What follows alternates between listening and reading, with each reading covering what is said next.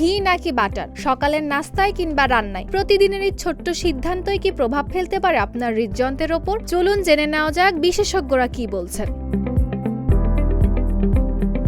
অনেকেই মনে করেন ঘি মানেই স্বাস্থ্যকর, আবার কেউ বলেন বাটারই ভালো। কিন্তু বাস্তবতা হলো দুটিতেই রয়েছে স্যাচুরেটেড ফ্যাট। তাই হৃদযন্ত্র সুস্থ রাখতে কোনোটি বেশি পরিমাণে খাওয়ার পরামর্শ দেন না বিশেষজ্ঞরা। তবে এর মানে এই নয় যে ঘি বা বাটার একেবারেই খাওয়া যাবে না। পরিমিত পরিমাণে খেলে দুটিই হতে পারে সুষম খাদ্যাভ্যাসের অংশ।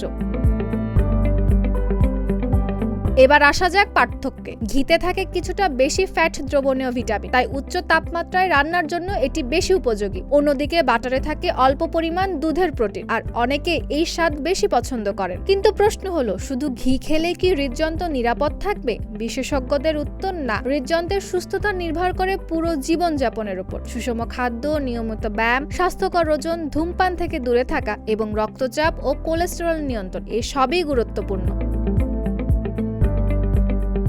তবে এখানেই শেষ নয়। 2025 সালের একটি গবেষণায় দেখা গেছে ঘি খাওয়ার সাথে করোনারি হৃদরোগের ঝুঁকি সামান্য বাড়ার সম্পর্ক থাকতে পারে। যদিও গবেষকরা বলছেন নিশ্চিত সিদ্ধান্তে পৌঁছাতে আরও গবেষণা প্রয়োজন।